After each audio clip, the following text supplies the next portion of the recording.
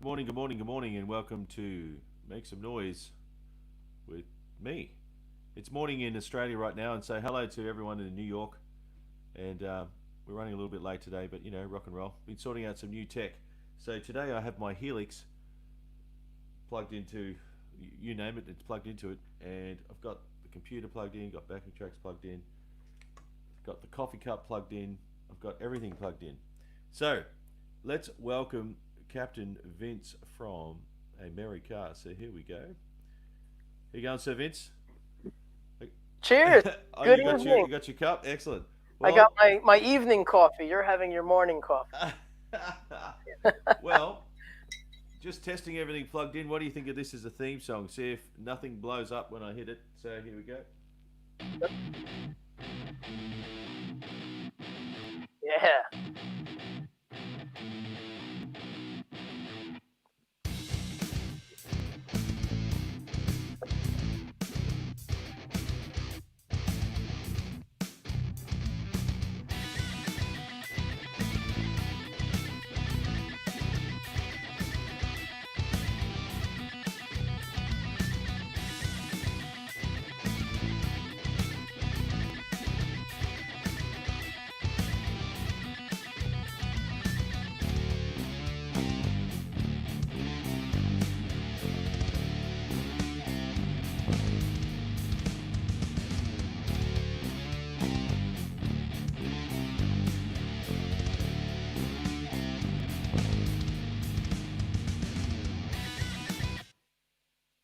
Yeah. So anyway, that's something I'm working on, but hopefully next week I'll have that stuff sorted.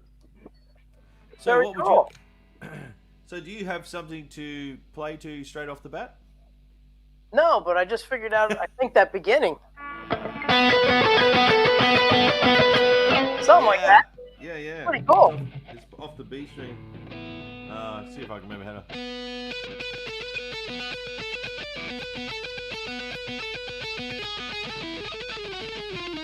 Yeah, you got to make sure you put all those extra notes in it. But rock and roll. But well, what would you? Do you want to play first? Do you want me to have a go at playing over this other backing? Let's see. I will do. Let's see. What will I do? I don't Good know. morning. Good morning. I think Good Nicola's morning, people. from Good evening, Tasmania. people. Tasmania. Wow. Well, while you're doing that, I'm just going to Good. share it to my platforms. Sounds good. All right. So let's see. What do we got here? Let's go with this. Okay, here we go.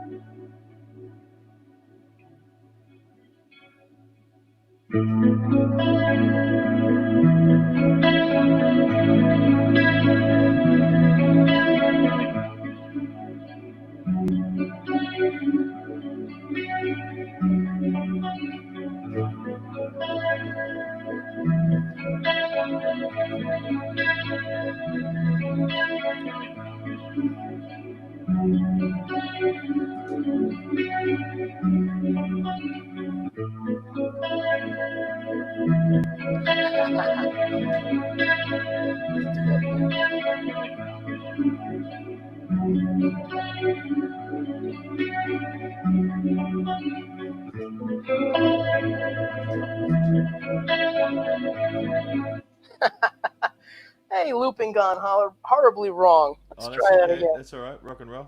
Let's see what happened here. It's all good. So why doesn't it have? Where's my stop button? That's what happened. I hit the wrong button. Let's try that again. So hey Judy, how are you? All right. And we got Nicola. There we go. We'll try this again.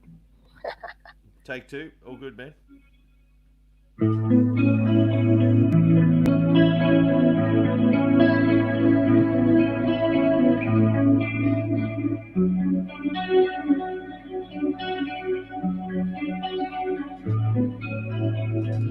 We got it that time.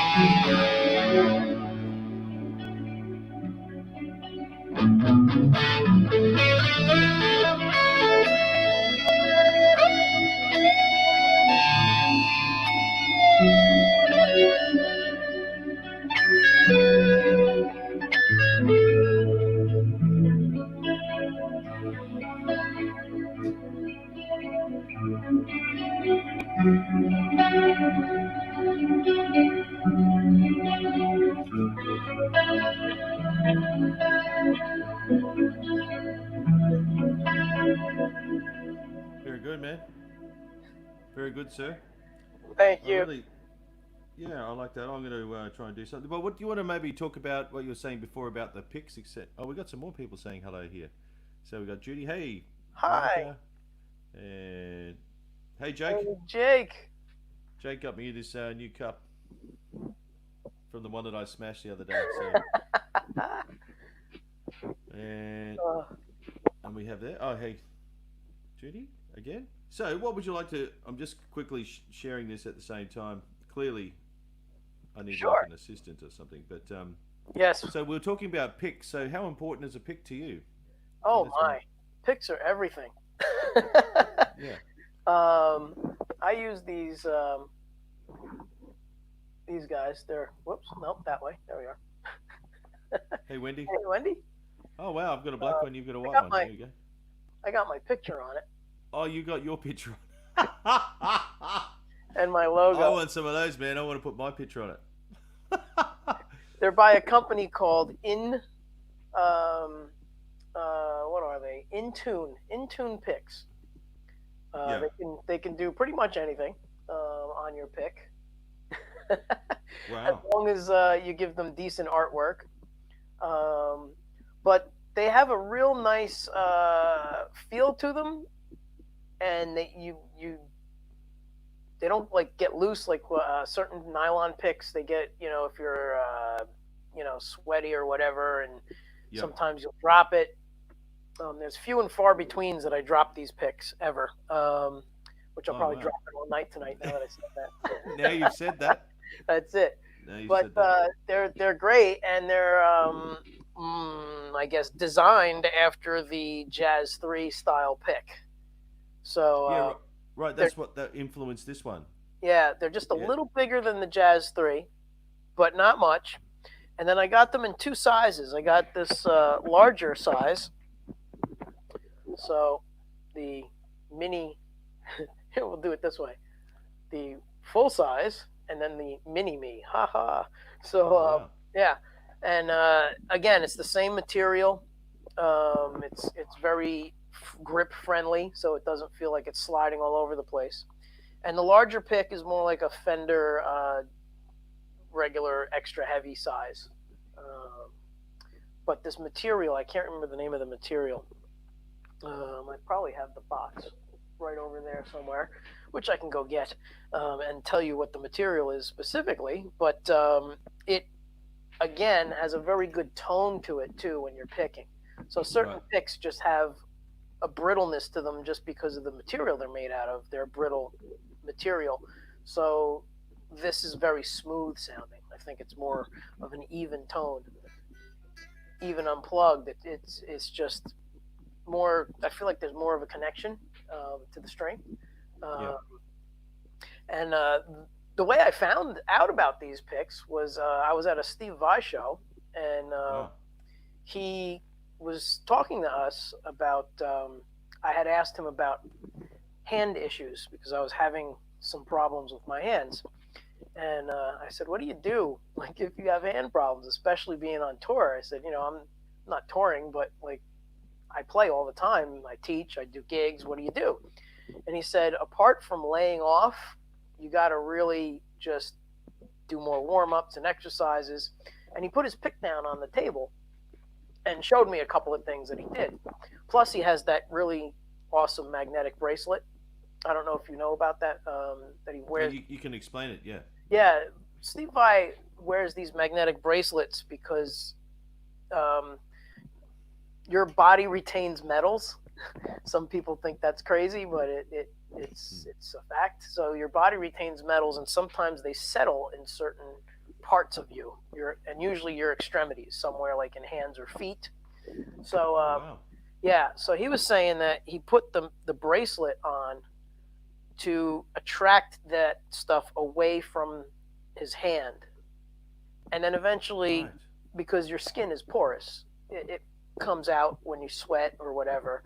But it's just better for it to not go near your hands and stay down there because it's harder for stuff to move around if you Wow. circulation, all this crazy stuff that you got to read about, But so we were talking about that, and anybody who has watched any of Steve Vai's recent shows, he Yeah. gets very in depth about everything. So Yeah. he went on for quite a bit about it, and it's very interesting.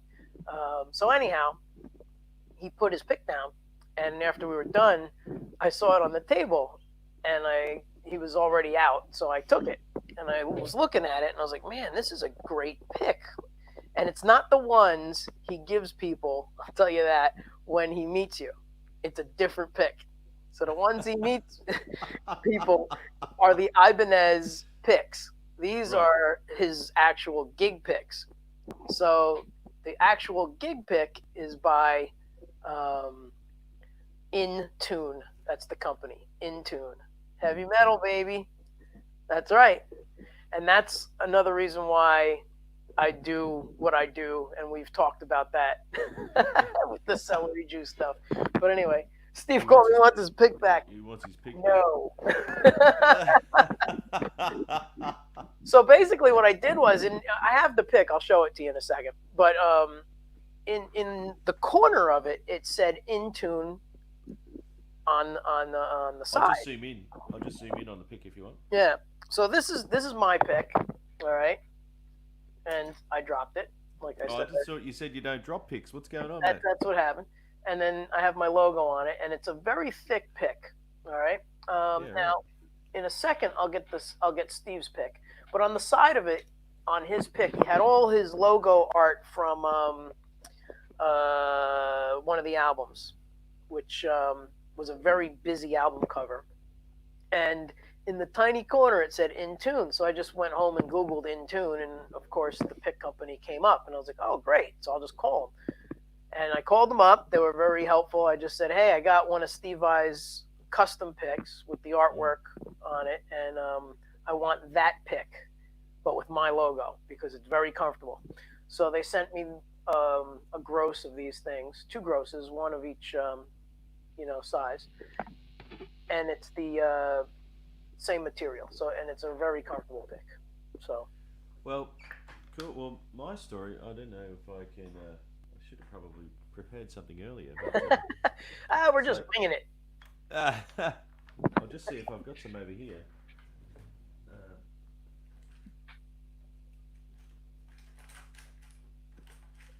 Can I share? I want to share.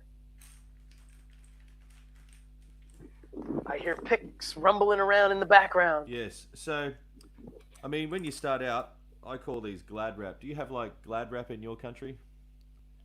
Yes. Like usually you wrap your sandwiches with those. Yeah, yeah, yeah. Yeah. Well, that's what I call a glad Super wrap. thin. Wow. So that's the yoga pick. I only have it in the studio if someone else wants to use it while they're playing something. Okay. But I don't like them at all. But you know they may have their place. Anyway, so you graduate. So what? How big's that one? Do you find it harder to play with a thin pick opposed to a heavy pick, or do you? Well, I'll show you my progression. So as I started out playing, you get whatever you can get. A piece of bread. I don't know. Did you the bread ties? Do you guys seal your bread with some little plastic? Sure. Yeah, the plastic little clip. Yep. And so when I I think everyone sort of graduates to something similar to that. Mm-hmm. And I used to wear picks out, like one set, pick, gone, wear it out. And so going to jazz school, everyone started playing these things, like the jazz pick, Yeah, as you the said. stubbies. Yeah. I wish, and Is so that Dunlap? what's that? Sorry. Is that purple one? Was that a Dunlop? Yeah, Yeah, those are great. yeah. There we go. Oh no, Very that's just stubby. very cool pick. How big is that? Two? Is that I two think it mil? says 1.5 on the. I can't see it. It's too much glare on Yeah. my end. Glad I turned all the tricky lighting on. I can't see a damn thing with the aircraft landing light in your face. But anyway, so I went onto those things, but I don't know. It just couldn't. Anyway, for years I played these ones, 3 mil, 3 mil. Wow. Okay. Yeah. So these also come useful if you're camping. You can use this as a chock to stop the trailer from rolling down the hill. This is A called the big doorstop. Yeah, that's 3 mil. But anyway, I keep. You can see I just wear them out. Like they're whatever they're made out of, I just destroy them. Like they just wear them out. Yeah. So, anyway, long story short, I've gone through just about every pick you can think of. I was actually looking for a pick endorsement because I keep wearing them out. I've got some comments here. Rick from Status Quo played with a really thick pick and has been drilled through 4 times. Oh wow, that's cool. I play them, Doug. There we go. Hey Jack. And the long story short, I guess as your technique develops, because I guess it's like weight training. You know, when you use a heavy pick. Oh, 2 mil. Thanks, Jack. 2 milliliters. Oh wow, that's good. That's different than 2 millimeters. So my point is I had a big thick because I was right into sweeping and doing all these stuff. And if you have a heavy weight, you finesse your technique. You don't do too much. Anyway, long story short, I've come to this one now. So this is the John Petrucci one, and I think it's made of Tortex. And Yeah. so I didn't really want to be an expert on polymers, but went down that rabbit hole. And so this is the hardest plastic for my playing that I don't wear them out after one set. Nice. And maybe I should stop chewing on them or something. I'm not sure. Or using the grinder whilst in the middle of a guitar solo. But if only I could tell you, sir, I've actually used to do power tool solos. Ah, cool. Glue I them don't know how cool it to was. each other Very and put them on dangerous. the put them Well, on yeah. the drill. Yeah, well, similar to what you'd use your ray gun for. Instead Okay. of a ray gun, I'd actually use a real drill, a Black & Decker. Yeah. So I used to practice all these tricks, throwing That's up in the air until one day the battery came out and hit someone in the audience. So rock and roll, rock and roll. Wow. True story, true story.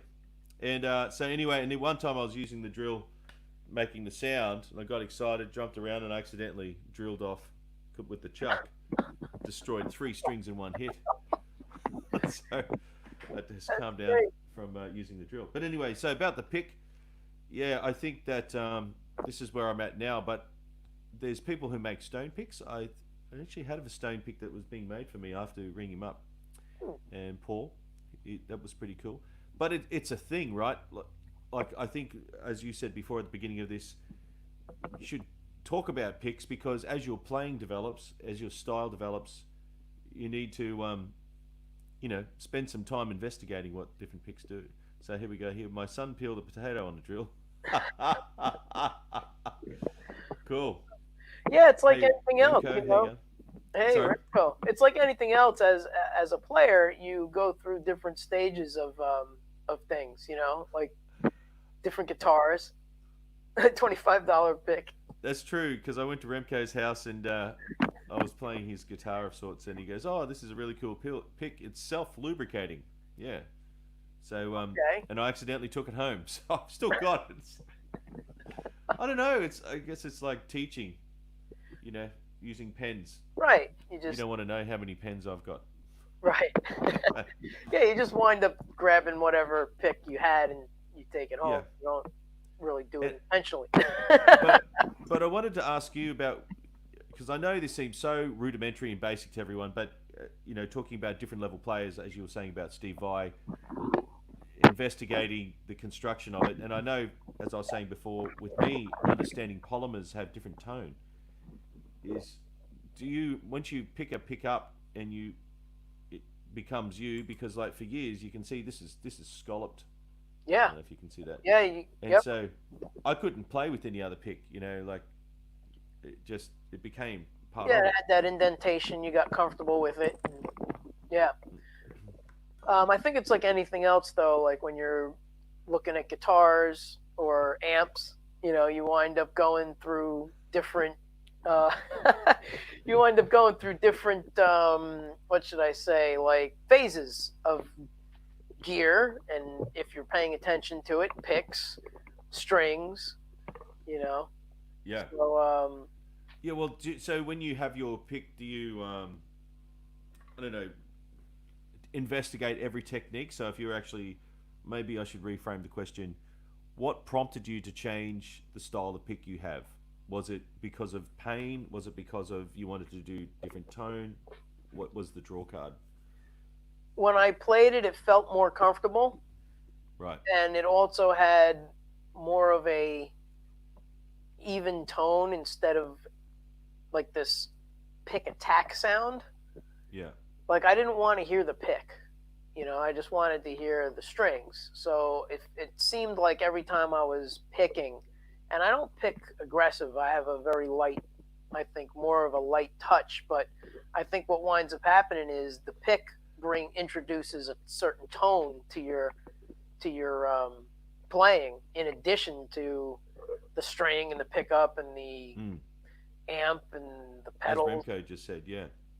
Yeah, it's exactly. That's how I've felt for a long time. Is tone starts with the pick and your fingers and the strings. I mean, really, when you think about it, the first thing you're doing when you pick up a guitar and play is you're striking it with either your fingers or a pick. Hey, Jeff. Yeah. So, it's going to sound a particular way with different picks made of different material, for sure. And then if you're a guy who likes to use your fingers, which there's only a few real like great rock guys that do that. So like Jeff Beck, Mark Knopfler. Yeah, Mark Knopfler's another one. Those two come to mind right away. But they're all, yeah. But I'm thinking more rock guys with an electric guitar. Like when you're playing electric, there's certain things that you would think you'd need the pick for. But then when you listen to guys like Jeff Beck and he's like doing pinch harmonics and, fast runs, and you're like, wow, he doesn't use a pick? Like, that's just amazing to me.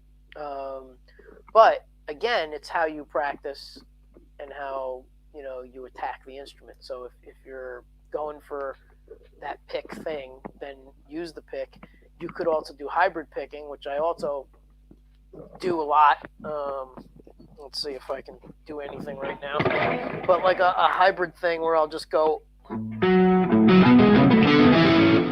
So I don't know if you were able to see this bit of my hand here. Let me push this down. So like a hybrid thing where you're picking with the pick on one side and then using the finger. So instead of going like this, I'm doing two separate things. So that's pick, finger.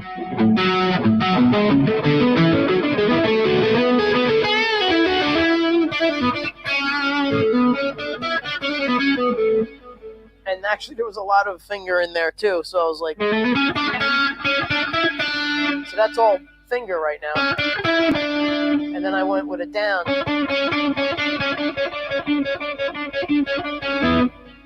So you can get some really cool speed and some different sounds out of that technique. So yeah, I like that. And hey Dom, hey Jake. Okay, hey everybody. Yeah, so have you developed your hybrid picking? Like, have you spent time on that? I did, and it was mostly when I started doing what I like to joke around and say, big boy chords.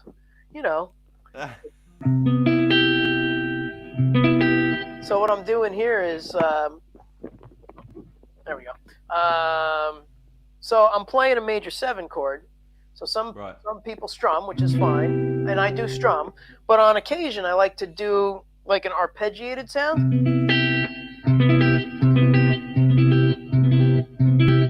So I don't know if you could see that.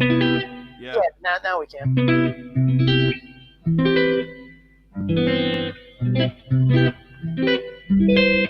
So it's almost like a sweep, but but it doesn't sound the same when you sweep it.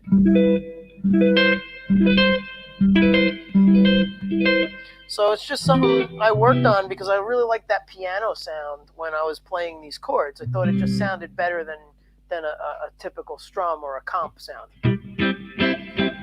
You know? So that's where I got that from. And then I started spilling it into some sort of legato. So I keep moving and I think I'm out of frame, but sorry. So there's pick and finger going on, just one finger. I'm using my middle and my pick.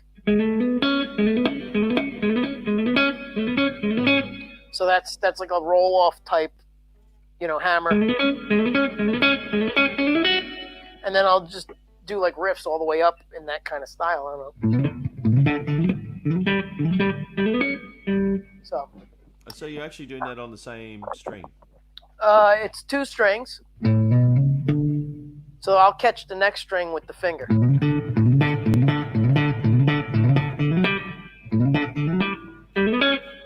And then you can kind of do like a little riff off of that idea.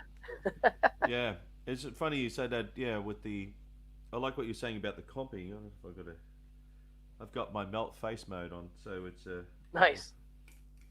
Is there any other mode though? I mean, honestly, I love melt face mode. I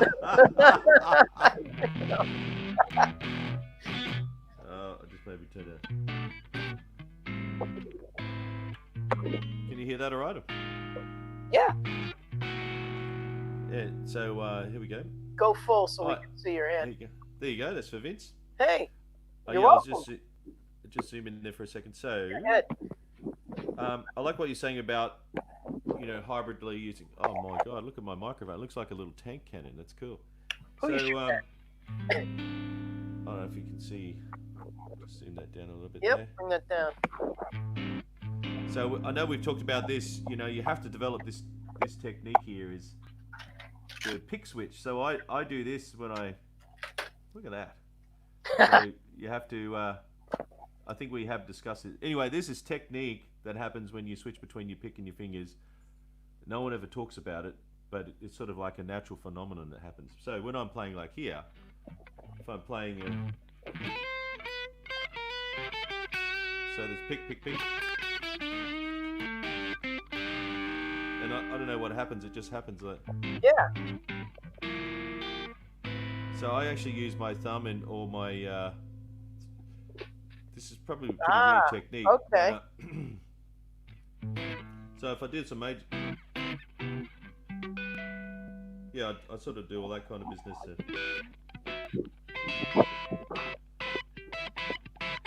Yeah, but I don't really sort of roll it though.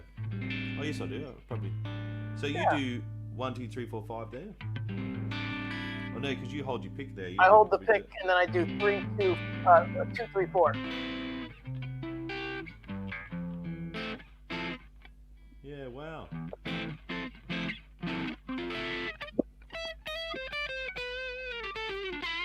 Yeah, I think that's really important. I think with the legato, I haven't really spent much time getting all the... I do this hammer from nowhere thing. Right. So it sounds like a pick, but there's no pick. It's just all fingers. Anyway, yeah, so I do that. And probably also a way to get the attack sound. You were talking before about the pick noise. And yes. This is here. So this is called string drag. And so you can see the roundness on the pick there. So as you attack the note, hear that little drag? So that's what put me off this pick. And that wore out that way. Yeah. That wore out that way because of the way you pick, is what Right. Yep. And, I guess it is what it is, but maybe I should have warmed up first because it is freezing cold in here in Australia right now. But anyway, that's why I got rid of that. I sort of, when I started playing with higher gain stuff, so if I go to melt face version, is that too loud? Is it? No, it's good. See, I really like that. If I change back to this pick. I can hear the attack. Yep. I don't know if you can hear that. Oh yeah. And if I go back to this one, it sounds completely different. I don't know if it's just me or if you're going to... Anyway, so I'm really big on... Oh, here we go. I'm really big on ergonomics, but... Hello. There we go. Hello. And we've got... I should bring Vince back. Sorry, Vince. Just That's leaving you okay. out there. Just looking at I needed a minute to go grab that Steve Vai pick. And so now do the same with the $25 picks and you won't have pick track. Well, the $25 pick's upstairs near the front door, so next time I see you, I won't forget to give it to you. But getting back to note sound, so with playing legato as you were using your fingers here, I'll use this left hand. So no. So that's like 10 notes, I think. 1, 2, 3, 4, 5, 6, 7, 8, 9, 10. So I do like, what do you call? I guess it would be a legato. Yeah, what do you call a group of 10? Octet, it's 8. I don't know, 9. Dectet? I don't know. So I do groups of 10. Yeah, it's a lot. Anyway, your turn. So what do you do about? But that's how I get around getting the same sound, but instead of using this hand, I use this hand. Right. Well, here I grabbed a couple of different picks. So, I'd say the first real pick that I got turned on to, where did it go? Here it is. After using thins. Now, what wound up happening is, like you said, when you're a kid and you're just starting, you use whatever is given to you. And you have, when you're just beginning, you have no idea about anything because you're a beginner. You don't know that there's heavier or lighter strings. You don't know that there's heavier or lighter picks. It's just, here's a guitar. And you're like, yes, because it's a guitar. And you're just happy that you even have a guitar. And, you start playing and you start figuring out, if you have any friends that play, they'll say, oh, do you use this? Or do you have this? Or I have this. What do you have? And it's like, oh, they make heavy picks? I have a thin pick, and I keep breaking them. So I just keep going to the store and saying, give me another pick like this, because I don't know the difference. Right. Or maybe the salesman may say, well, hey, being that you're breaking them or they're wearing out, try a heavier one. That's what I used to do when I was in retail. Anyhow, so the first real pick that I started using that I liked and knew that it made a difference in my playing was just the Fender Extra Heavy. Wow. Just one of these. And I have thousands of these, and they just wear out. Like what you're saying on the edge of the pick, just wears out. And I have plenty of them that I saved that are worn out to death. And then you get a different, let me get out of here. Got to get to this. There we go. So, like you were doing with your...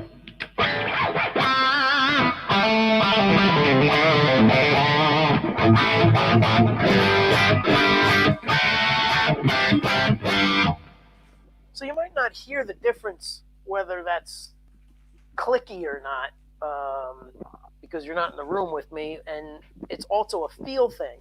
So that pick still feels a little brittle compared to the in-tune pick. And I can still get all the harmonics out of it that I want. It just seems to have a smoother, even sound. Yeah, different sound. Anthony, my friend Anthony, how's it going? All right, cool. Martin, how you going, man? Hello. So and I think that's important. Yeah, Veronica's son was determined to try every type of pick thickness. I wish I had my, I wish I had Remco's $25 self-lubricating pick to show you. That's a very interesting thing. And was it using a guitar pick that has a special effect? So in Nam, at the hotel where I was staying, okay, it was it was kind of really random. The hotel I was staying in, 8 o'clock in the morning. There was like a kids thing where they actually, like, it was a maze. I had to they went on a bear hunt or something like that. They had to. All these kids are running past the hotel room, and it was kind of weird because they would scan people, like they were looking for barcodes. Like, anyway, these kids kept running up to me to look at me to scan something, and I wasn't the person. Anyway, it's kind of random. And anyway, getting to the point, I met this gentleman. He actually developed a pick, and I've got it upstairs. Here we go. We've got a couple of questions here. I'll just finish telling this story first. So, with the edge of the pick, it was sawtooth. Okay. Sawtooth. So when you, sorry, it was sawtooth on the inside. On the inside.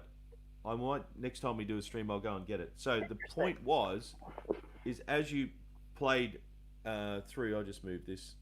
Oh, you say, yep. As I moved through, it would catch the end of it, and it'll almost sound like a 12-string, because it sounded like a group of 5 picks clicking. Okay. I made up a new word: plucking and picking. Clicking. So, yeah, but it was all square tooth. So, very, very cool effect. And as Remco said before, and we were saying before, is that your tone starts with your pick. This is the source of vibration, to make this thing sing. And I thought it was so cool that someone's actually pushing the envelope and trying new ways to understand how to do it. And I'll just catch up on these comments here. So does anybody have a question or anything? Any questions about picks, please ask. But I have something I'd like to add. Here we go. Doug and Vince, do you use a thinner pick for strumming? Well, I might go first, then Vince can maybe do it. So I've got these, like, I call these glad wrap, Dom. Like, for playing electric guitar. Uh-oh. Sorry about that. Give me a second. Oh my god, you got the piano accordion pedal on, mate. What the hell's that? Oh, man. Hold on. Get me out of here. That's the pickless. There we go. Oh, wow. Sorry about that. Anyway, getting back to the story. So, for playing electric guitar, these are useless. And I know they're useless to me, but I'm sure they have their time and place. But I'm just repeating. So, as I went through my whole heavy metal stage when I used to have a mohawk and all that kind of deal, true story, I would try to get as thick as possible. So I ended up getting to 3 millimeters. But anyway, as my playing changed, I use a thinner, but a really tough polymer. Like, as far as I'm aware, unless someone else comes up with something, this is the strongest polymer that doesn't wear out. I do have a stone pick made by a guy, Paul, and he's actually local to me here in Australia, so I should get that up. But anyway, so you want to answer that? Okay, so just to recap. Oh, I just dropped the pick and wanted to talk about. Okay. I thought you said you don't drop your picks, mate. What's going on? They're on the computer, and the computer's all like on an angle. Excuses. Everything's sliding off. I thought that only happened down under, mate. No, gravity's just gravity. So do you use a thinner pick for strumming? I actually don't. Not even when I'm in the studio, really. I try and tend to stay with the same pick because I kind of feel like if I'm doing something in the studio, eventually I'm going to have to play it live. So if I'm playing it with a thin pick in the studio and then I go play it live, it's going to be totally different. So that's where I'm at with whether or not I use a thin pick or a thick pick for different things. No, I just try and use the same pick for everything. So yeah, and I'll leave that question up there. Getting back to Dom's question is I don't actually use a thinner pick for strumming. I guess I read a lot of articles and I'm addicted to going master classes and had master classes with Vi and Satriani. Not that that's cool, but what was really interesting is studying with Malmsteen. Malmsteen's picking technique is just amazing. So if you could watch it microscopically, he's incredibly accurate and incredibly efficient. So there's a difference between being fast and efficient.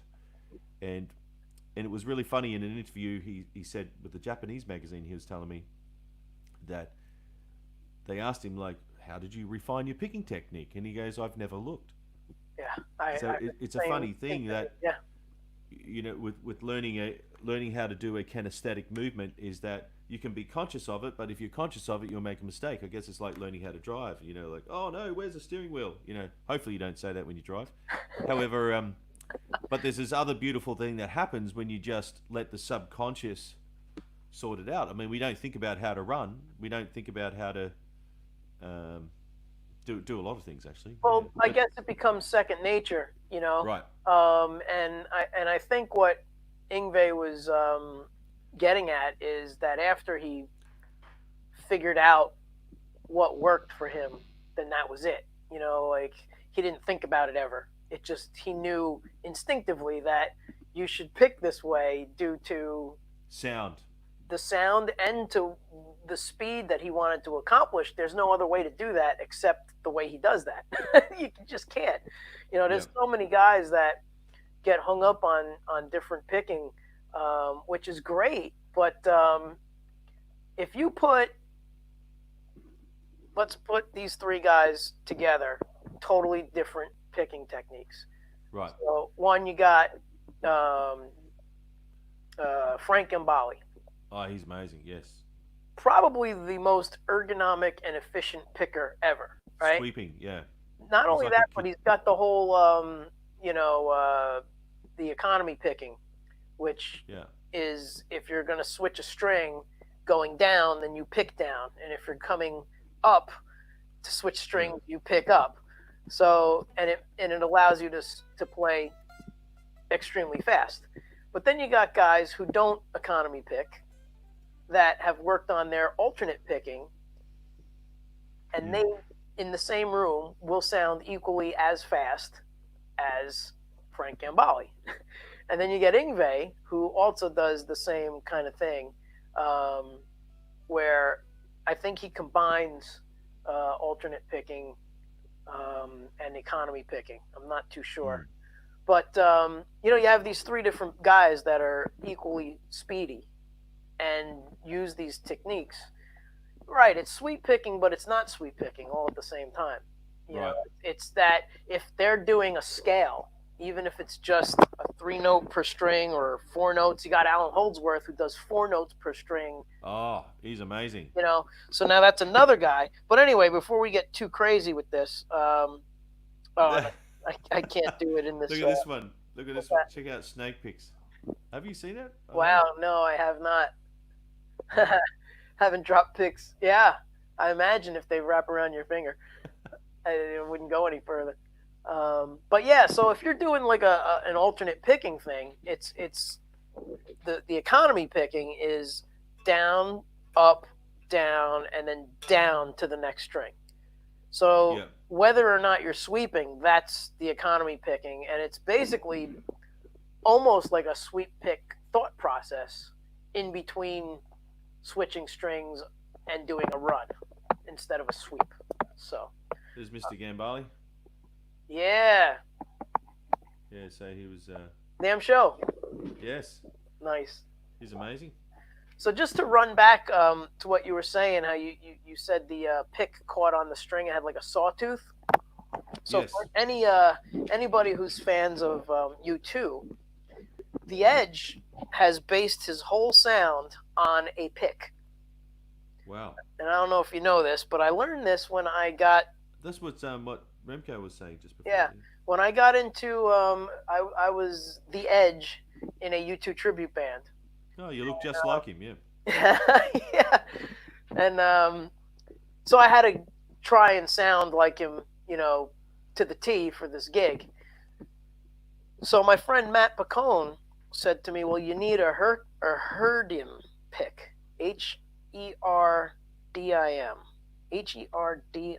Herdim pick. And the thing about this pick is it's got a grip on it. But the Edge doesn't play with the grip in your fingers. He turns it around and plays it the opposite way. And that's how he got all of these great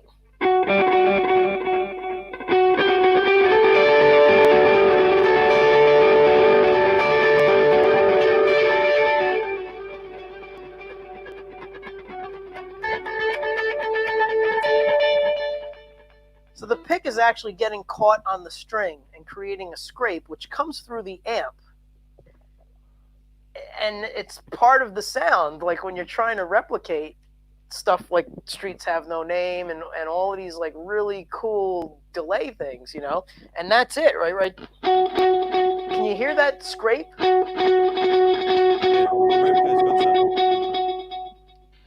Of those picks. Ah, yeah. So now here it is, the opposite way, the right way, let's say, holding the pick the right way. All right. Now listen to the riff with the pick held normal. Do you hear it sound smoother? See, very clean, yeah. All right, so now listen again.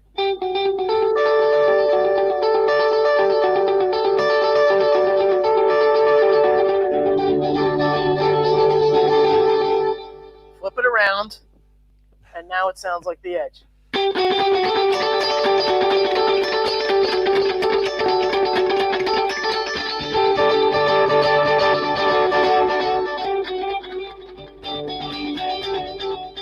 I'm a little out of practice with my Edge tune, but that's the point of the pick, is to flip it around and play it the opposite way with the grip, and it pulls on the strings, and it gives it that specific sound that he got wow. on all of those tunes.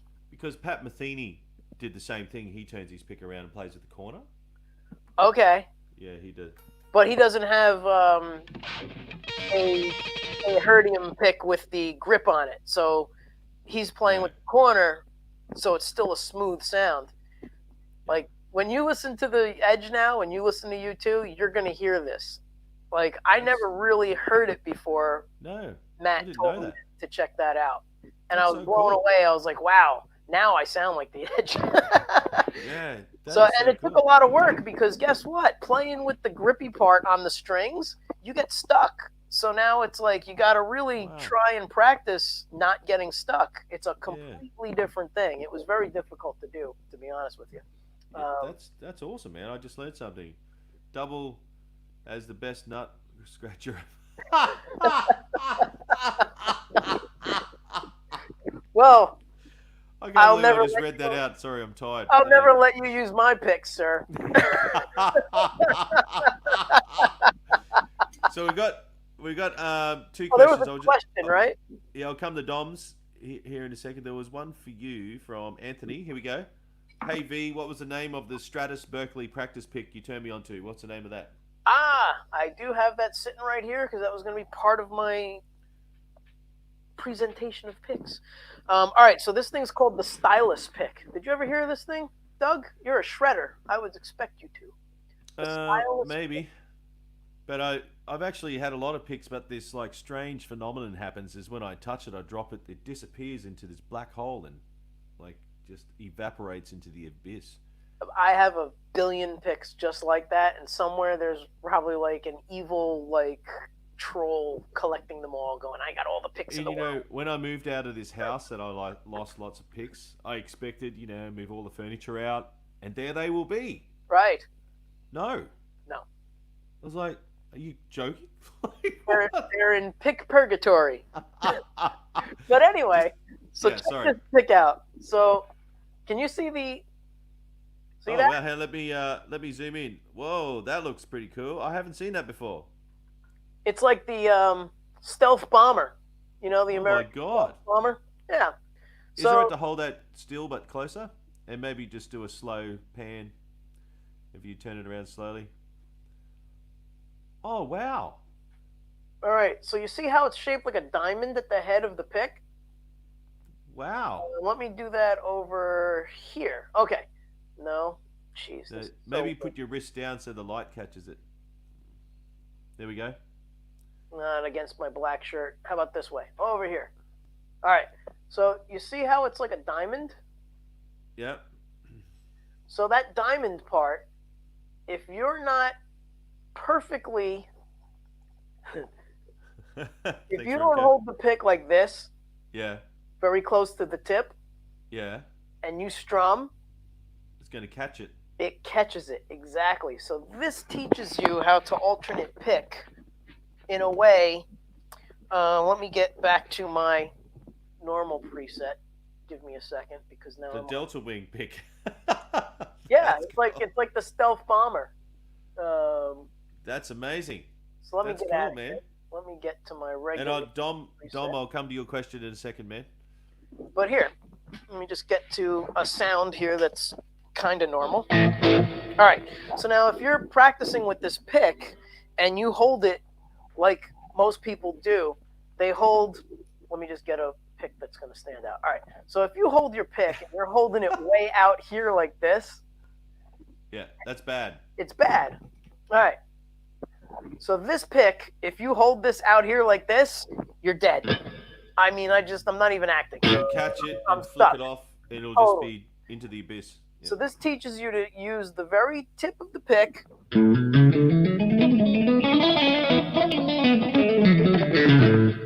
and get really close. Hey, I'll just zoom in Yeah. into the vacuum.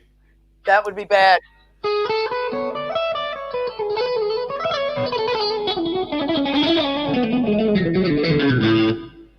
So, Wow. so That's this cool. thing, it's called the stylus pick. I think they come in sets of 4, and I think it's like $20. It comes with a booklet, gives you a bunch of different exercises and how to pick without getting stuck. And this thing helped me a lot. And Wow. Anthony, I believe this is the pick you were asking about. Yes. Yes. Very good. Okay. Well, I've never seen one of those before, but I'm glad that there is such a device to train because with my students, oh, here we go. I used the very tip. With my students, I say like 1 millimeter or 2 millimeters, you know. And Right. Getting back to Dom's question here, it says, Vince or Doug and Vince, tell us more about using your wrist and or elbow when strumming or picking. So, my 2 cents. So what I do here, is I get my students to, I'll just zoom in for a second. Yeah, go ahead. So, I get them to turn their guitar over, and I put the pick down. So here's a guitar, and I just get them to do this. So as a hand, place it flat, and the wrist has got to be flat. Not like this. This is bad. Like this. And I get them to point to the floor. Like, cool that? I don't know if you can maybe see around that way. Yeah. Point to the floor, and then put your thumb on the side. Cool? And so what you've just built is a bridge. Okay, cool? Bridge over troubled water. No pun intended. So the whole idea is, you can see on my fingers there, they're all the same. This is just the beginning. This is not the end result. This is just a training mechanism to help, get muscle memory, to memorize form. So eventually, I get them to do this. This is a bit hard. And then I get them to, this is really weird being upside down. Anyway, open this up and put the pick in. Cool. Now, oh God, this is going to be a bit awkward. Anyway, so you hopefully can see from here. So the thumb is going up at 12 o'clock. Mm-hmm. So to me, this is 9 o'clock. Is that 9 o'clock to you? Yeah. 9 o'clock. That's working. So this is just a basic thing. I'm not saying this is the only technique, but this is teaching a beginner how to set up form. This is form, like this index finger and thumb. Cool. So I guess you could call this the fulcrum if you're into race car suspension. But sure. Anyway, or drumming. Porsches. They call that the fulcrum too. Right, or like drumming, totally. Yeah. And so 12 o'clock, 9 o'clock, the knuckle here sort of points at 3 o'clock, but I know it's lower. And then the thumb at 6 o'clock, obviously. I like clocks, True story.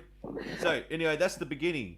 I wish I could turn it around. I should have a different angle there. Anyway, and then as you get good at that, so when you put that on the guitar, all the fingers should be out of the way, right? So that's the beginning. So Dom, to answer your question about using your wrist, so I get students to have a go at that, and this is called having your pick centered. So between the D and the G string. This sounds funny, but I'd actually tell students to just sit it right there and just put your hand there. Then go and watch TV for half an hour. Don't move your hand.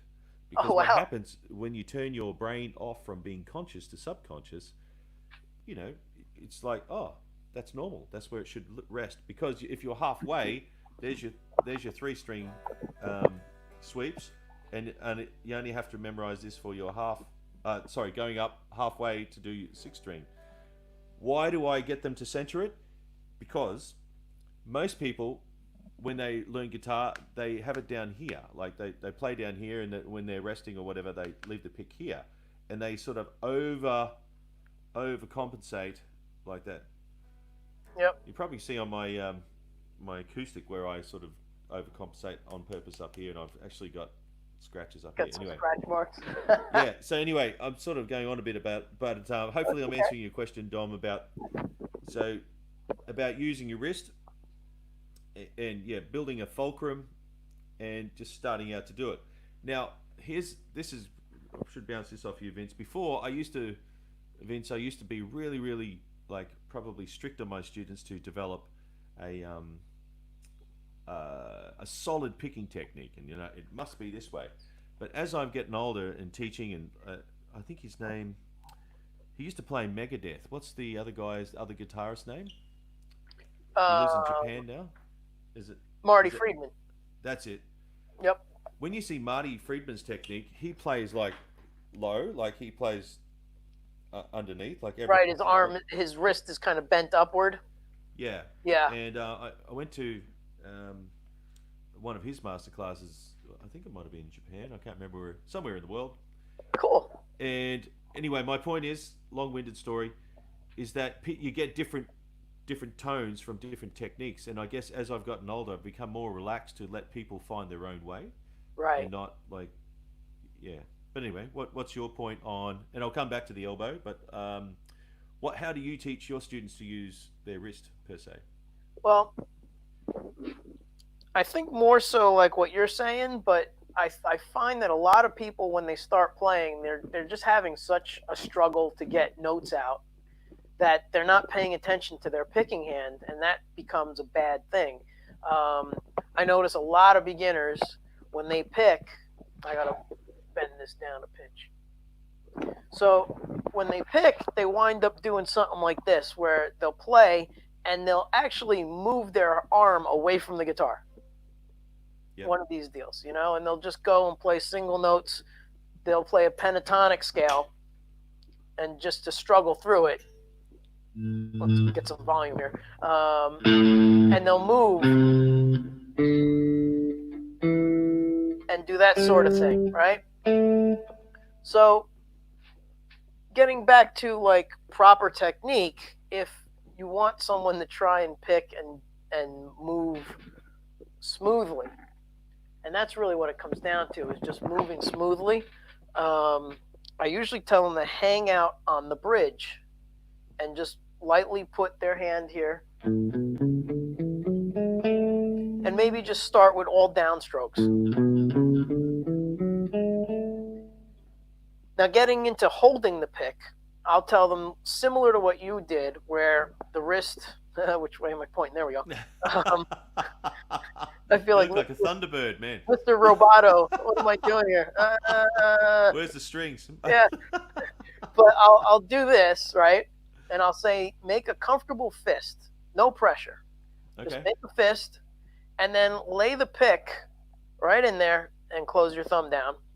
And keep your wrist and your arm straight. None of this, there we go, or out. Just try and keep it as straight as possible for now until you get some mobility and you're going. And then that way you could start working on maybe your alternate picking. And then this brings me to my next thing, which is kind of like what you said about maybe getting older and a little less strict about it, is, again, you put Randy Rhoads, Eddie Van Halen, and, I don't know, John Petrucci in the same room, and you look at their picking technique. All different. All different, completely different. Randy Rhoads played with his fingers fanned out all the time, okay? If you watch any pictures or video, his fingers were fanned out, and he had great picking technique, but this was his comfort area. Whereas some people will tell you, don't do that, you should be close-handed, right? Yeah. Eddie Van Halen, when he does his quick tremolo picking, bends his wrist in, plays with as much pick sticking out as possible, fanned out. Let's see if I can do this. And he has this like wild, banjo. Yeah, like it's, now look at how much pick I have extended right now. and that's what he's doing. But again, how can you argue with it? It's amazing. It's super fast when he does that tremolo picking for Eruption. He's fanned out, and the pick is all the way out. There's plenty of video you could watch of him doing that. And then you got a guy like Petrucci, who is microscopic movements, and it's probably mostly all wrist, if I remember correctly. Yep. Then you got guys who I can't think of right now who do a lot of arm movement, and Like me. Yep. and it's still fast. Well, not elbow movement, No, but I'm elbow yeah. elbow this way, which Yeah, I don't play like that. Yeah. which is what a lot of people say is over. It's too much movement because it's not logistically good because you're going far, you're coming back. But if you got it down and it's working, then how can you argue with that? So I guess to your point, if you let someone develop their own picking technique, what if someone said to Eddie Van Halen, dude, your picking technique is terrible. You need to work on it when he was a kid. He may have been like, well, either screw you, this is the only way I can do it, or he might have been trying to fiddle with it and never play the way he did, Yeah. Because I think back then there was less time and energy put into actually technique because, it was more sound. How are we going to make that sound? And the technique was secondary. And I think it's kind of exciting, and don't lose sight of that. Like necessity is the mother of invention. So if it's necessary to make a sound like that, what does the technique look like? And it's still a very, very creative space. I mean, Steve Vai just released a video on his birthday actually where that was crazy. Yeah. Just blew the guitar left-hand world out of the water with this new technique no one's ever seen before. Where instead of having one motor skill, one finger bending and holding a thing, he's got like multiple fingers bending. It's called joint shifting. Yeah. And it's like playing piano, but next level up because you're actually being expressive with each finger. And then you have to be aware of tonally, you're bending, 3 or 4 strings together at the same time. It's like, what? Just like leveled the playing field. And what else? You know what else is going to be a problem with that is every guitar is going to be different. So if you learn it on one guitar and you try and play it on a different guitar, it's going to be totally different, especially because of the scale of the guitar. Whether or not you have a fixed tremolo bar. I don't even think you can do that song that he did or that technique on a bar with a floating tremolo. Or one with at least springs that react as soon as you touch it. It would have to be springs that are solid down to the body where the bridge only bends down one way and not pull back. And then you'd have to have all the springs, like in a Strat, all 5-6 springs in and tight as possible so the bar doesn't bend. Because when you bend right now, any tremolo bar, like I'm going to bend the note, watch the bar move. Right? Hang on. Here we go. Yep. So I'm going to bend and watch this bar go down. You see that? Yeah. I'm bending over here. I'm not picking anything, but the bar is moving. I don't know if anybody can really see that, but now what happens is when you do that, other notes go out of tune, so you have to learn how to compensate for that. So when you're bending like a silly rock bend, one of these things, the typical thing that everybody does, you have to make sure that you're bending up enough. It's got to match that note because otherwise it sounds terrible. I'll bend them both together and you can hear the waver in the sound waves. Listen. And now you can hear it lock when I get to the right spot. Now watch, I'll just go a little off and it starts, fluttering like that.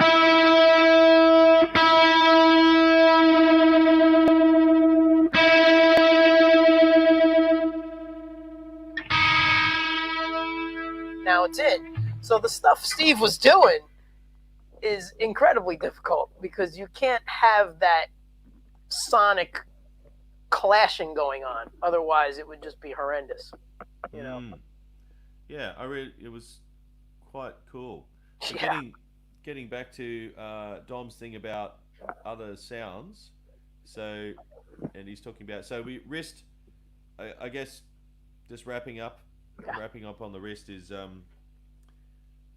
to develop the wrist technique. As I tell all my students, that whatever music they're listening to, start tapping, and then but also the reason why I teach them how to put on the flat surface is that they can like right, kind of give themselves a little guide. So when they're on a desk, you practice the form and also the movement.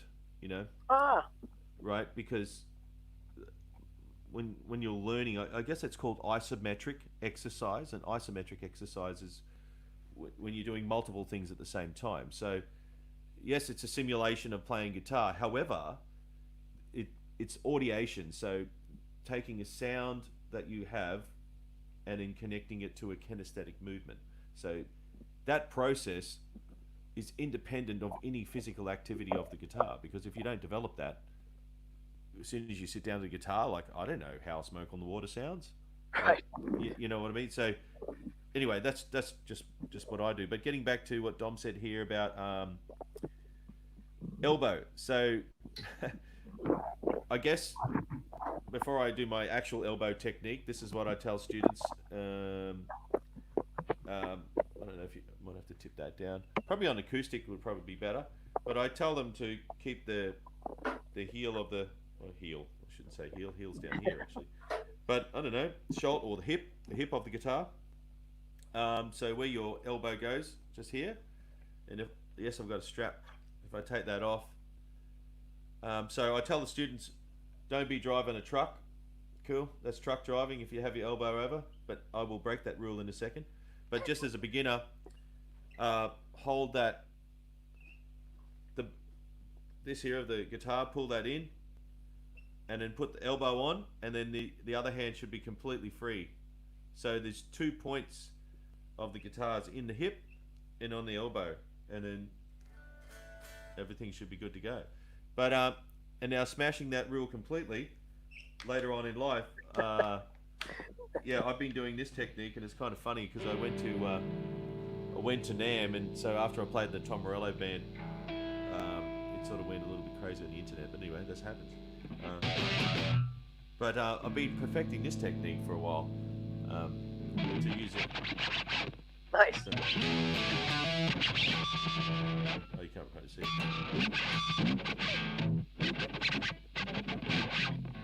I need to have more gain, I think. More. Yeah, but anyway, I'll probably put that more into playing. But it's just you know, of all the things to be known for, seriously. Probably think of other things to be known for, but you know, in my case, it was the elbow. That's so great. Walking around NAMM, people would say, "Oh, you're that guy with the elbow. Can I get your signature?" I was like, "Okay, cool." Yeah, that's okay. I'm the guy with the laser gun or the tremolo bar.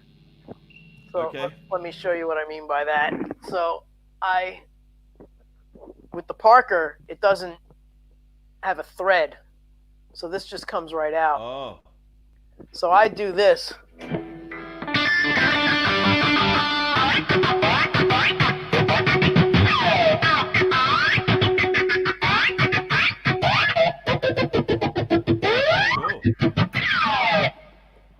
And then I put it back in and continue to play. Yeah, that's awesome, man. Well, I forgot to say that the reason I came up with this elbow thing is being influenced by Tom Morello. There's a song called People of the Sun. Yes. And the opening line, because I used to play in a Rage Against the Machine tribute show, actually. And People of the Sun, there's this opening guitar line goes, don't wanna. Yep. And he showed me, he used an Allen key. Allen key, yep. Yeah, that on the A string. Yeah, anyway, I don't Yep. have an Allen key. Alan's got his keys. Yeah, but yeah, so that was me trying to replicate the sound with my elbow. So I would get the, the bone of the, try to Right. replicate it. Yeah. It sounds crazy, but it's true. Like you spend all this time in your bedroom, like, oh well, he might be using his elbow. Yeah. Well, that's the thing is before the wonderful internet, Yeah. when I was figuring out guitar when I was a kid. Hello. Yes. So when I was figuring out guitar, Signature move. that's right. You know, there was no internet. There was nothing to look up. You couldn't go online and go ahead and search how does Tom Morello do this? How does Randy Rhoads do that? There was none of that.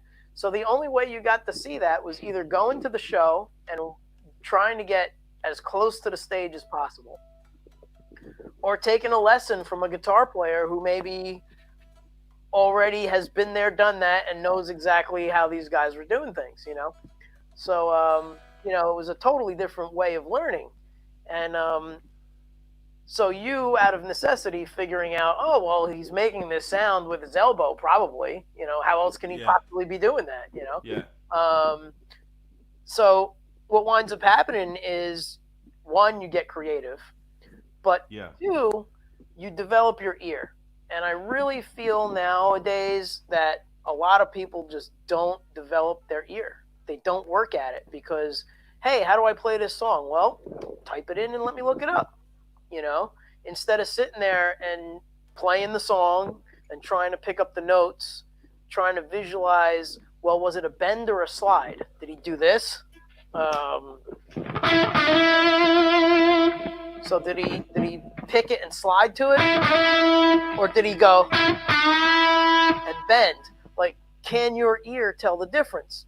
Now, you probably can, of course, but in general, a lot of people that are growing up now can't tell the difference between those two sounds because they're not really in tune with their ear. Okay? Yeah, totally. They're just looking on the internet, going to one of those tab sites, which I can't stand. And I think when my students go to tab sites, I'm like, look, you're doing extra work because there's going to be 19 versions of that same song, and every single one of them is going to be probably wrong. So, hey Andrew, what's up? Andrew, how you going, man? California. Yeah. California, and you're on the other side. I'm in New York, New Jersey. Yeah. Yes. So that's what I feel about some of these people that are learning now is they're really taking the easy way out, and they're not sitting there and doing the work to develop your ear. Like earlier, I heard your riff at the beginning of this. I don't have it perfect, but I got the idea because right away, without seeing you play it, I could tell it was an open string. Yeah. Just from my ear, Whereas some people might be like, well, I hear the B, and then they'll play it as a closed note. It's like, well, no, it's an open pivot. But anyway, We should do some playing actually. Well, without destroying the place. Oh, there goes the pick. I've just dropped the pick. It's going to be disappearing now. That's it. It's gone to the pick abyss. The pick of destiny. Yes. So good. True. That would be cool. Send out the rescue mission. If we could all get together on a stream. Yes. Boy, that's 3 time zones, man. How are we gonna do that? 3 times. We'll be right. Oh God. So, so getting back to, I guess, our whole theme of today's concept. So please like and subscribe and share wherever it is around here, wherever you're watching it from. We're talking about the source of sound and also the source of individual, maybe techniques, maybe technique or style. Yeah. But also the progression, like it's a progressive thing, is to upgrade your tool set, you know, and to have different picks to get different sounds. And I just want to give old Mr. Bunyip, as Detroit's go, because he drives a four-wheel drive with a Detroit engine in it, so nice. It's probably way overpowered. But Well, I hope everybody enjoyed that and got something out of it. Yeah, and I think, yeah, well, I hope so. So please, here we go. The time of day works. This time of day works for me. Okay, cool. Well, I'm actually on holidays in 1 week, Andrew, so I'll be able to sort something out. Tips for tuning by ear. That's a good idea. I've got some idea. Yeah. And sauce or sauce. Funnily enough, I had the same joke. Go work. Well, if you're talking to But me, it's sauce, tomato sauce. Sauce. Sauce. Well, I just say sauce. Can I play some Dire Straits? I don't have any tracks lined up right this second, but you know, I could. What is some Dire?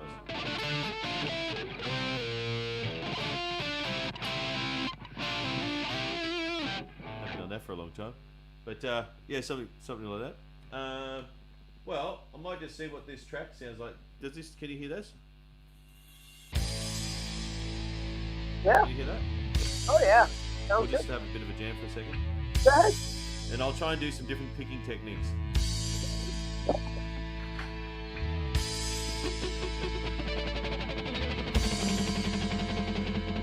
Turn the mic off.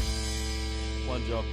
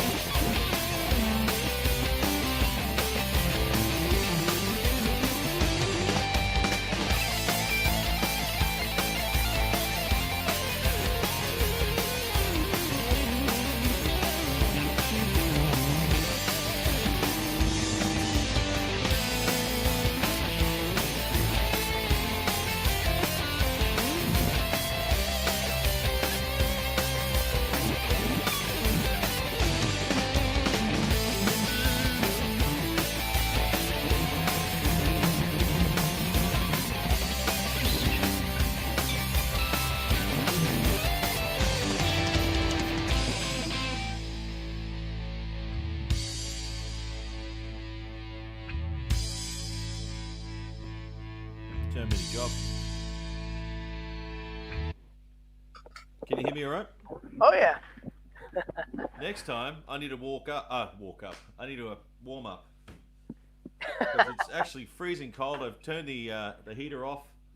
My hand's still frozen. It feels like hand solo. I just did a hand solo. There you go.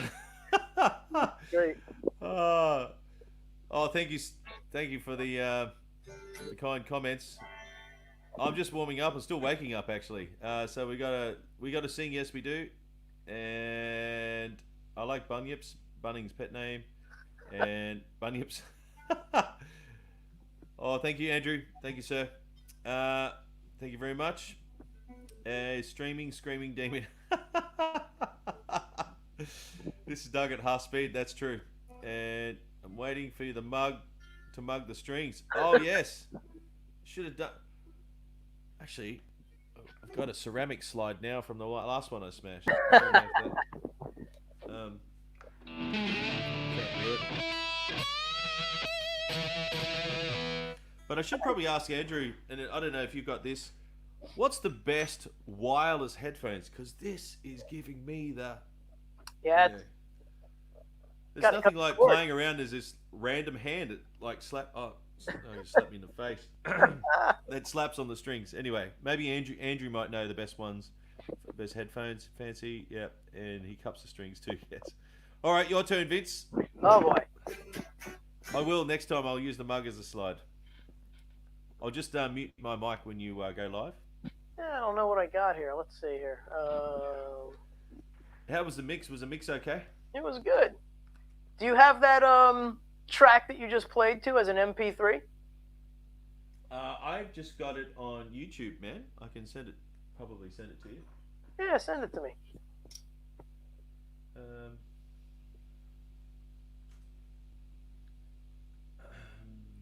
Is that something? Is that a backing track from somewhere online or something you did? No, just some random.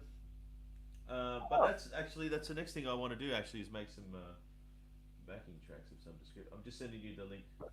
Cool. From my computer. Where are you sending it? Where am I looking? I just sent it to you on Messenger.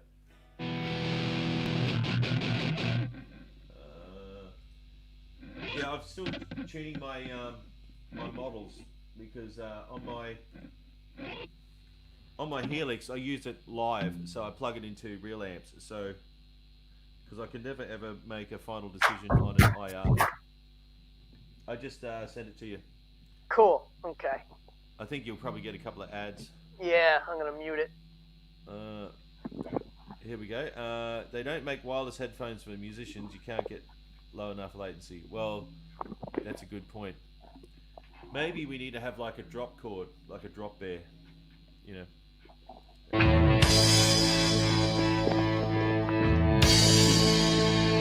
the internet.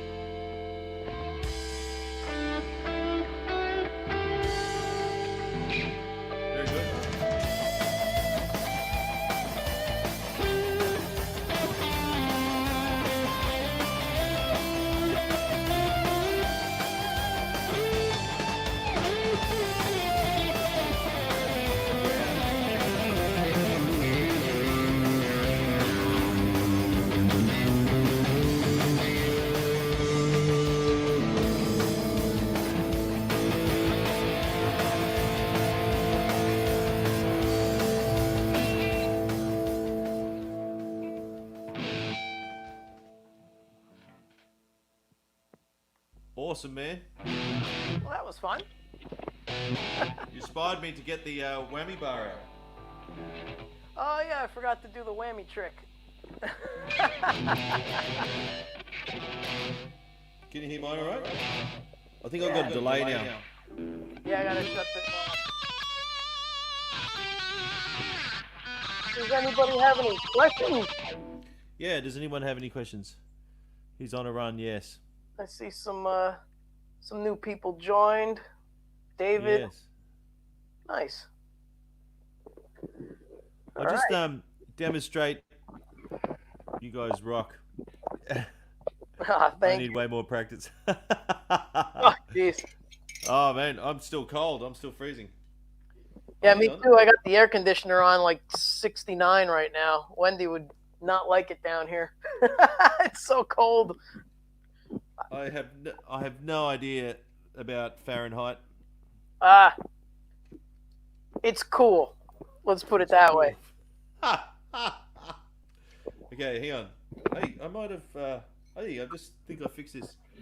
I'll just play a little bit more.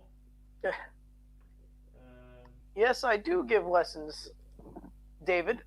Yes. I'm just going to play a little bit on this for a second, just probably like 30 seconds. Sure. The Ibanez.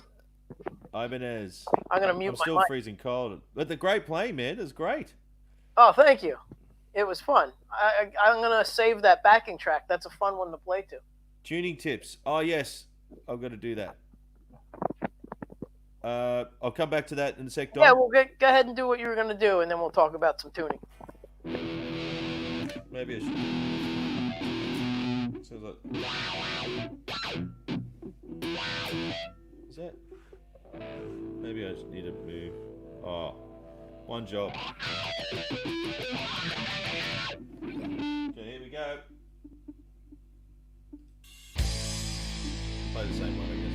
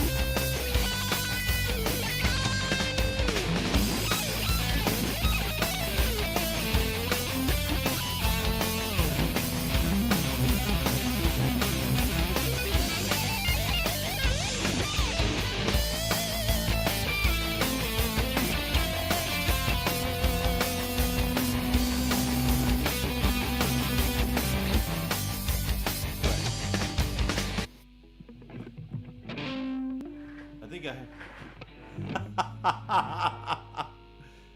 So, I think for this guitar I need more gain.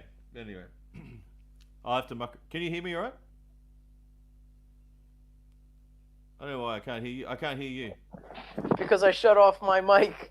Oh. So it wouldn't bleed through while you were playing. Okay, cool. Yeah, so I think because I'm using my Helix setup, and as I said to you before, I usually use it live with a live amp, so I can touch the tactile. But this guitar bleeds differently to my other guitar. Yeah, but tuning. But anyway, unless you want to play again. No, I'm good. Nope. I think we had a couple of questions. Okay, cool. Yes, so I'll just did quickly. Andrew ask something about my guitar? Andrew. Yes. Let me scroll up. I couldn't find it. Where did you get the Ghost guitar from logo? Oh, here we go. Okay. There we go. Yes. Yeah, I have too many guitars to keep track of myself. Trust me. You've definitely got the Parker Fly shop, I think.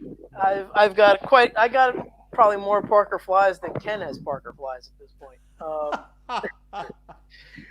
But okay, so the question is, Vince, did you get that Ghost guitar? Right. And the logo signed from? And Roger? I did answer him in a text, but yes, I did get those guitars from Andrew.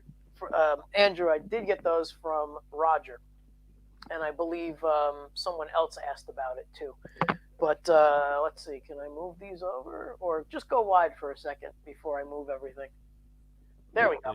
All right, so there's a Parker Fly replica and my logo, and I had Roger Diodac of Ghost Guitars do that. So actually, I was the first Parker Fly customer for him and had him make me a few of those. I have one on my desk on the other side, and it's actually modeled after, you can see the wheel at the bottom.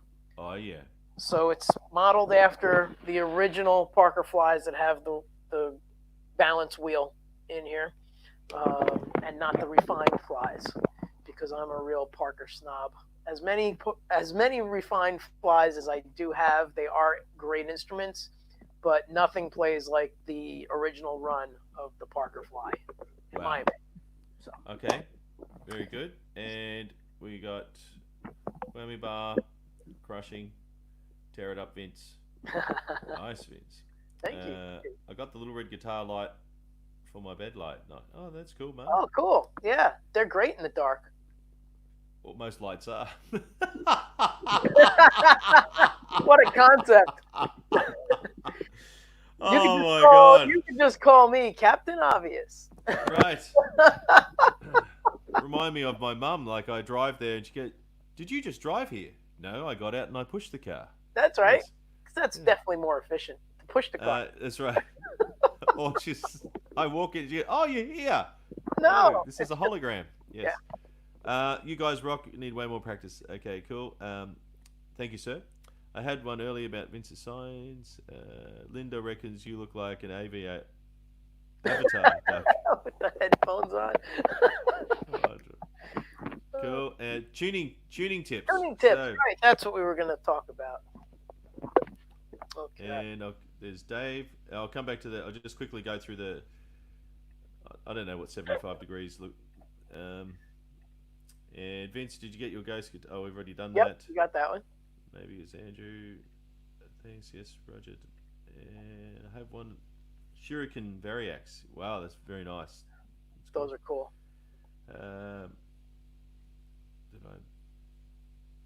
Okay. You're gonna get another light, another base. Oh, okay. Bottom. I get you. Cool. And I was actually tidying up the studio. I noticed got a new desk. Cool. It's nice to get a new desk.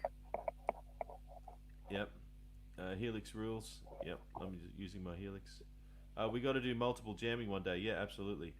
And I said I was sure that it's Black Sparkle before, and Currently difficult to pull off live since the internet latency. Yes, it's. Yeah, I it's don't know anyone who's actually jamming live because of latency. virtually Yeah. impossible. Cool. I love that guitar. And I remember a few Drew's dads. Oh wow.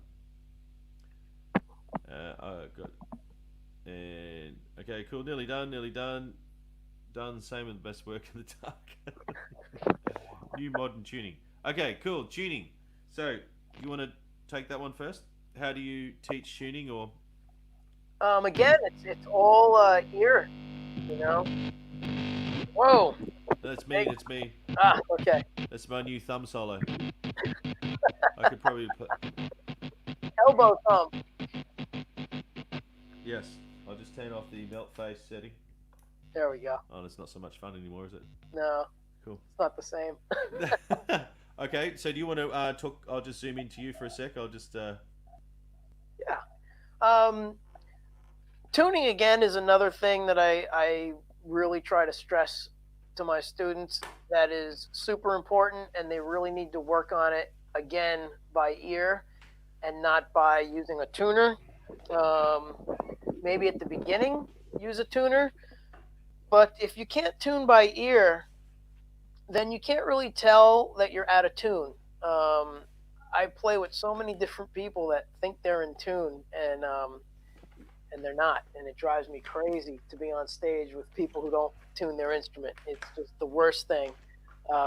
Even the slightest bit off. You got two notes. Oh, let's get rid of the delay. And if you're just a little off,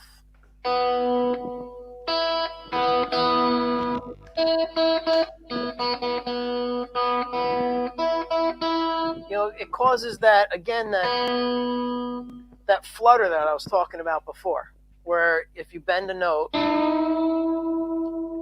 and you have that cycle where they're hitting each other, so that's in tune.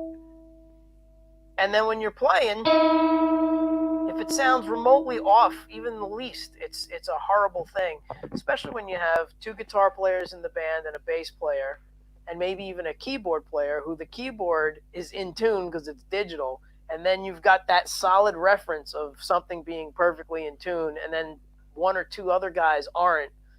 That's painful. So I try and teach students right away to start recognizing pitches. When I was a kid, when I was learning, I was like super nuts with like figuring out what pitches were that I heard every day. Like my doorbell, my parents' car at the time when they opened the door, what that ringed at. Because if I heard that, then I would then recognize that, okay, well, the bell where I worked, when they opened the door and it went boing, and that alerted everybody in the store, hey, a customer just walked in, that was F sharp. Every time I heard that doorbell, it was F sharp. Every time I got in the car, it binged at A. Back in the day when we had dial tones, take it easy, Andrew. See you, Andrew. Back in the day when we had dial tones, that was an A440 and an F, and that created a third. Okay, so there were a couple of times where I forgot my tuner, and I would take my guitar into the back room of a particular club I was playing at that had a payphone. So we didn't have cell phones, and it had a payphone, and I would take the phone off the hook and tune these two strings to that dial tone, and then tune the rest of the guitar around it. Okay? Wow. So that's cool. I knew that those two notes were A and F. So knowing pitches is the best way to be able to tune by ear. Because if you can't hear that it's off, then you're just never going to know you're off or not, So hopefully that answers the question. But the other thing that I did do when I got into college, my professor, no, I don't think it was even that. No. When I was a kid, I used to wake up every day to Ozzy Osbourne's... Not Ozzy. Ozzy's Blizzard of Oz album. I And was just the being first facetious. song started out with an A.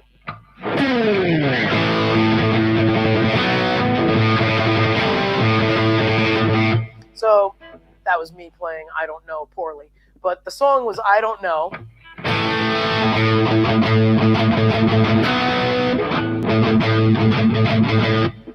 And that A stuck in my head because I woke up to that song every morning. I'm sure my parents hated it. Every morning at like 6:45 when I was going to school, that blasted. And we didn't have alarm like clocks that played the music you wanted. It was just the alarm clock that played. I actually got a clock timer that people put on their lights to turn their lights on at night when you're not home.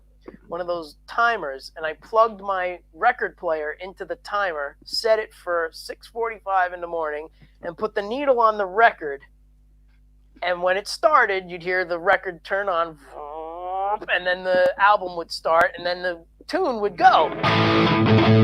So every morning I woke up to that, and that drilled an A into my head like you wouldn't believe. So I could hear an A and usually be able to tell, if I'm off or not by that. But yeah, it's called relative pitch.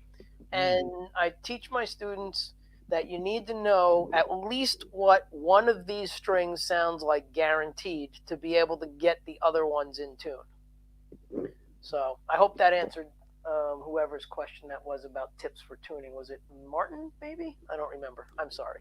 It was Dom's. Yeah. Okay, Dom. Yeah. So that have you heard of the Kodai Method of teaching? No. Sorry? No, I don't know that. So they have this different way of teaching pitch through using gestures. Yeah. Oh, okay. So I can't remember all the gestures right now, but when I did my...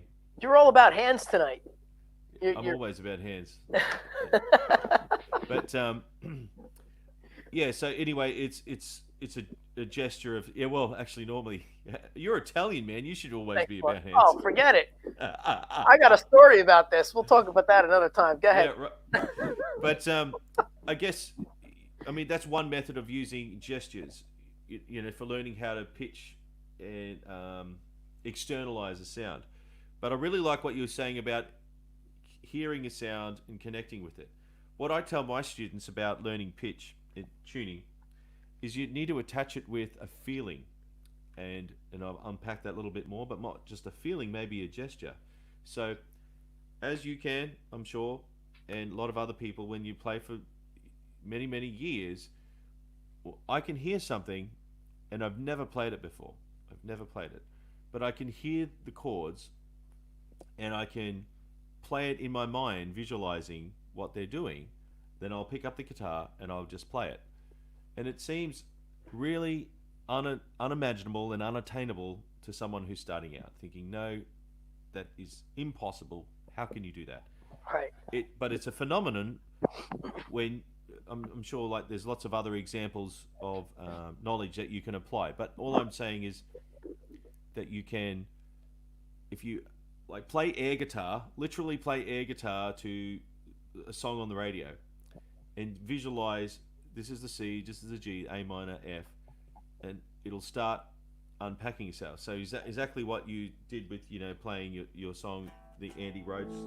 I think I'm on the wrong. I need a melt face patch here. I don't know what to call it. Something like that. Anyway, yeah. The I Don't Know by Ozzy. Yeah. Mm-hmm. Right. So you will actually attach a feeling, like, oh, that feels like an A, so to speak. Right. And I know this sounds crazy, but there's this perfect pitch course, and the jury is out about whether you can develop perfect pitch as an adult. Some people say yes, some people say really no. Right. I know Rick Beato says no. I'm definitely on the no side. But fair enough. But I agree that you could definitely develop relative pitch. Yes. And totally be able. Thank you. Hey Joe, what's up, man? One of my former students. Joe's awesome. Oh wow, awesome, yeah. Awesome. Actually, you remember my autumn guitar? Yeah.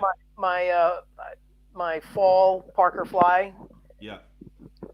Remember the story where I said one of my former students was looking to get a Parker and he traded in his Les Paul and the whole bit? That was Oh, him. he was. Oh, right. Okay, Yeah, cool. yeah. Very good. How you going, Joe? I've heard What, all about. I actually know all about you, Joe. So, yeah, but let me yeah. get So, back to what you were saying. So, for example, what you are saying, I did 110% before. You played that backing track that you played to. I never yeah, heard it before. yeah, and you were playing it straight away. And the reason why is because right away I knew the first chord was A minor. Yeah. Then Yeah. it went to F, then it went to C, and then it C went to and G. Yeah. In my head, automatically, I went 6, 4, 1, 1, 5. 5. Yeah. Done. So and from jazz, yeah, I'm glad you're saying it. So when you're starting out, it's like learning about Lego. That's a yellow brick. That's a red brick. That's a blue brick. That's a pink brick. Then all of a sudden, you start hearing it as, instead of words, you hear it as a sentence, Right. as a relative sentence. Then a little bit later on, you start hearing things as chunks. It's a paragraph. It's all related. It goes, to the minor 4 or whatever, and you'll hear, you start unpacking, songs, and you go, oh, that's exactly, you can predict it. And each brick builds the foundation of the house, which is the song, And right away from knowing that it was 6, 4, 1, 5, I knew my choices of scales that I can use and arpeggios and the whole gamut right away, because that's how I equate everything: keys, Yep. numbers, and choices. And I think Yeah. that's one thing that, if you're going to become a musician and not a guitar player, and actually it's great that if Joe is still watching, he gave me a very great compliment once. I think it's on my website. Is Vince teaches you how to become a musician, not a guitar player. Oh, that's great. It's fantastic.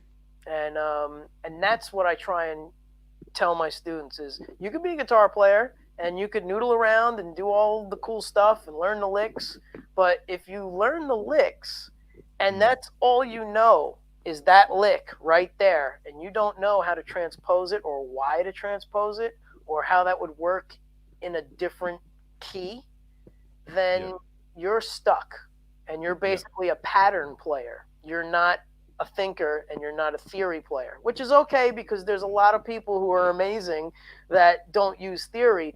But my argument with that is whether you know it or not, if you're gifted enough or talented enough or present enough to understand how that works, then you're really using theory. Whether That's you exactly want right. whether you want to admit you're a theory player or not. So. Well, I guess to add to that, so I teach my students as when you're using your ear, there's 3 senses that are at play. You need to know what it sounds like, obviously, but you need to know what it looks like. So then have a look on the guitar, if that's a C chord with a lot of dirt, dirty C chord. That you know what it sounds like, and you know what it looks like, and you know what it feels like. Because if you know what it feels like, when you hear that, it's like, there it is. Because there's this process that happens, and everyone's on their own journey, that when you actually, it clicks, when all those 3 senses click together, that you know what it looks like, you know what it sounds like, you know what it feels like. You can sit down and start playing all these songs that you've internalized throughout your whole life. Yeah. Just by using your inner ear. Yeah. So I hope I've unpacked that for Dom there. Well, and yourself, I guess. But yeah, that's great.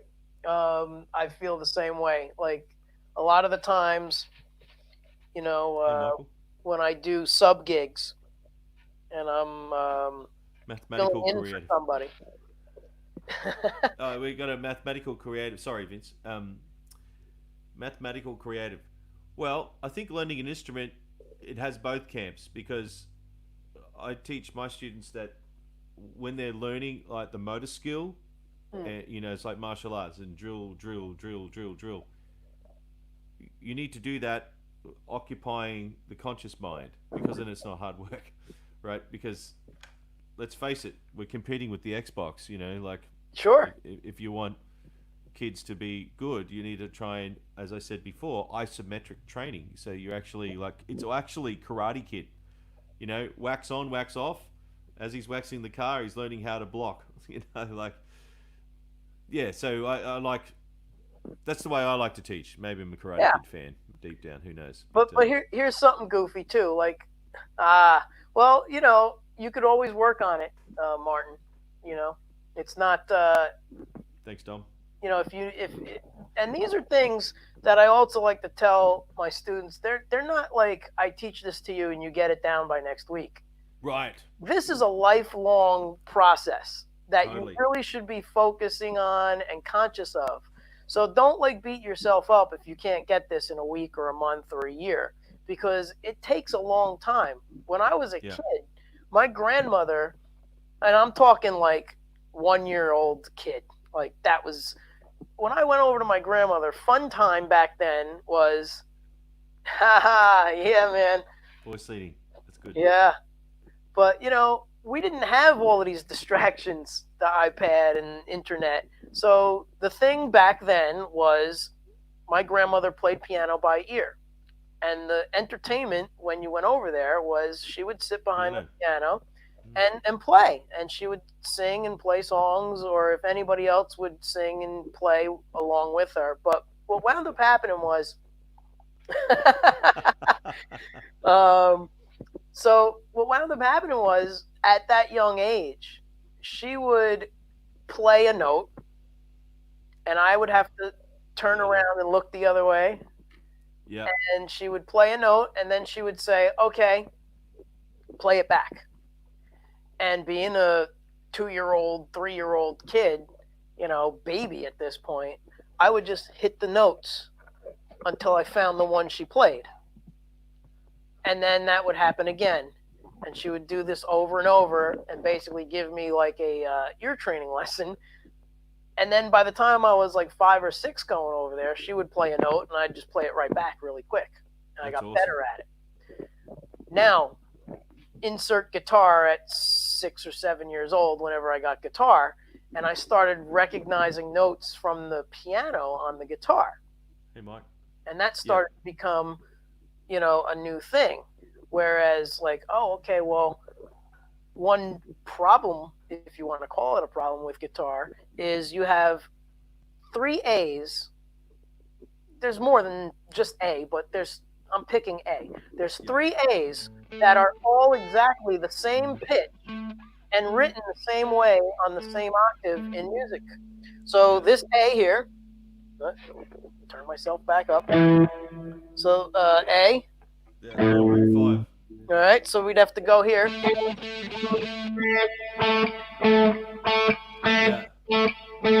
Those are all the exact same pitch, written the same way on music paper. But here's the but, and here is the ear issue. I can tell the difference between this A, and this A. I will just do that again. I'll just zoom in. Sorry. If you just do that again. So here are the 3 A's on the guitar. They're all written the same way on staff paper. Okay. That would be the A on the second line space for anybody who cares on staff paper. Okay. This A. I care, Vince. I care, Vince. Cool, man. I feel so appreciated now. So now this is the deal. The string is ringing out differently because of the thickness of that particular string. Okay? I could tell the difference. So sometimes when I'm transcribing music, I'll hear something and go, I have to move the whole thing because he went over here.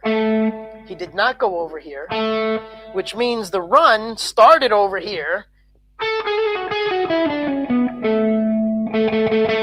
Because of the timbre and the thickness and the quality, I like to call it the roundness of the note, because it didn't sound like this. So that's something that a lot of people need to have a distinction and understand, that the strings all have a specific sound to them, other than, You reminded me of a lesson from Satriani. We should probably wrap this up shortly because we've been here for 2 hours. But Yeah, we have. Look at that. man, so much to do. But this actually influenced my playing exactly what you're talking about.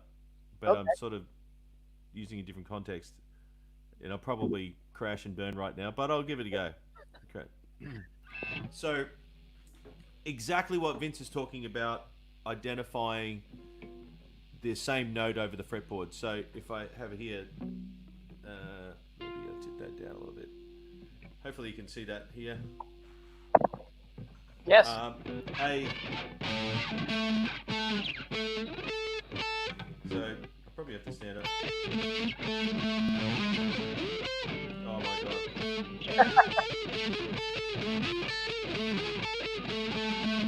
So the practice is to be as fast as you can to hit all those notes across the fretboard, and I have not practiced, and I'll give it a go. So what's the first one? A.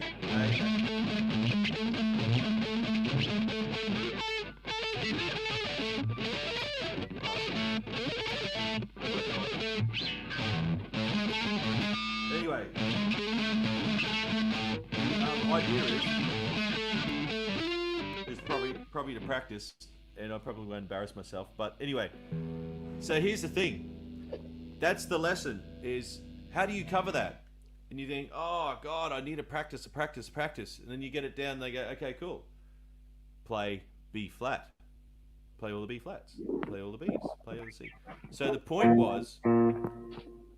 was is to develop a system that you can apply. So I teach my students to do this, and I learnt this when I had a lesson with Satriani, is to fail at finding the notes.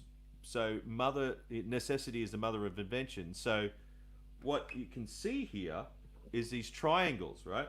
So that's a triangle. And you see here, is a different triangle, a wider one. So I actually see my fretboard in two triangles.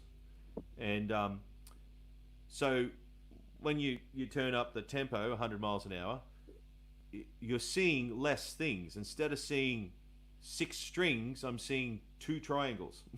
Does that make sense? Yeah. So I'm thinking less. This is really, really deep. This is probably for another lesson, but it's yeah. Anyway, it really helped me for my improvising, and of course, visualizing it is only a learning tool, because at the end of the day, you should trust your ears and throw all these other concepts out the window when you're playing rock and roll. But anyway, I just thought that was cool. Yeah, definitely. Whatever makes it easier for people to relate, and understand the instrument is always helpful. Oh, cool. Thank you. That's awesome. That's awesome. That's really, really cool. That's I fantastic. missed our lessons, man. It's been a long time. I hope all of you guys that have taken lessons with me over the years. Yeah, I know. I saw that. It's hilarious. Nope. Don't have to worry about that on the flute. Cool. All right. Well, we might leave it there if no one else has got anything else to say. But we've covered. I've actually got. If I knew we were talking about picks today, I would have brought down a heap. But so I got them upstairs. And so, here's my mate.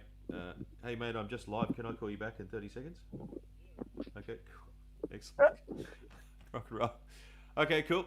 I will speak to you again very soon next week. All right. Sounds good. Thank you for your time, Vince, and your knowledge and your expertise.